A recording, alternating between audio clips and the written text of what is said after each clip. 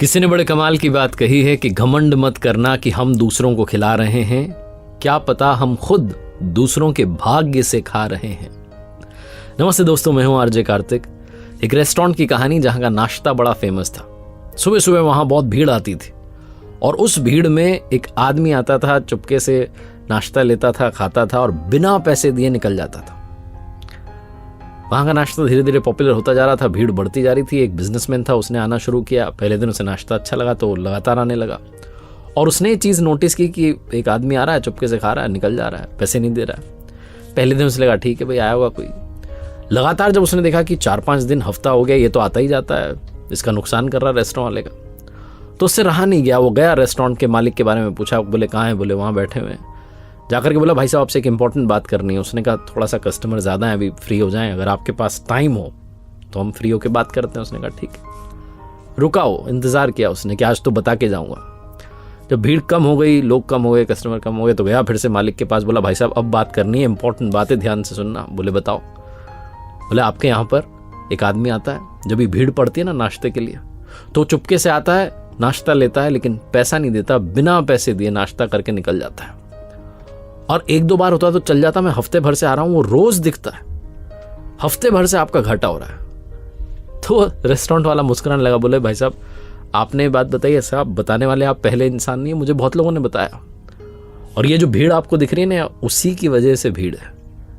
वो बिजनेसमैन था, उसने कहा क्या बात कर रहे हो आप, जो आदमी आपका घाटा कर रहा है, आप कर रहे हो, उसकी वजह से भीड़ आई है। बोले हाँ, पहली बार जब मुझे किसी ने बताया ना कि यहाँ पर एक आदमी आता है, चुपके से नाश्ता लेता है, खाता है, बिना पैसे दिए चला जाता है, तो मैंने उसको फॉलो किया, उसका पीछा किया।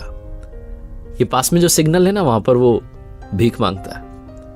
ना मैंने उसकी कभी इंसल्ट की, ना कभी उसे गलत कहा, ना कभी उसे भगाया, ना कभी उसे डांटा, मैंने कुछ बोला ही नहीं। मैंने एक दिन देखा, पता है क्या, वो रेस्टोरेंट के बाहर था और हाथ जोड़ के ऊपर वाले की तरफ कुछ कह रहा था। शायद वो कह रहा था कि इस रेस्टोरेंट में भीड़ आ जाए तो मैं चुपके से जाऊं, खाऊं, बिना पैसे दिए निकल जाऊं। ये जो भीड़ आती है ना भाई साहब, ये उसी की वजह से आती है, उसकी प्रार्थना की वजह से आती है। उसी भीड़ में वो आता है, नाश्ता करता है, चला जाता है। बिजनेसमैन की आंखें खुल गई, उसे समझ में आया कि ग्रैटिट्यूड क्या होता है। वरना वो सोच रहा था कि एक कस्टमर आकर के नुकसान कर रहा है, तब भी बड़ा नुकसान हो रहा है।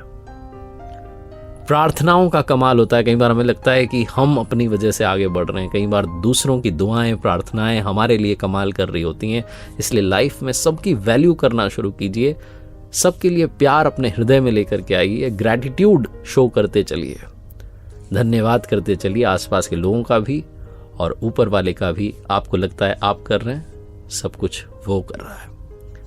एक बार फिर से वही बात कहूंगा जो अक्सर कहता हूं, ऊपर वाले के आशीर्वाद, अपनी मेहनत और अपनों के प्यार के साथ कर दिखाओ कुछ ऐसा कि दुनिया करना चाहे आपके जैसा। देखते रहिए हर सोमवार सुबह 9:30 बजे मेरे साथ एक नई कहानी, और हर शुक्रवार सुबह 9:30 बजे लर्निंग सीरीज का एक नया वीडियो।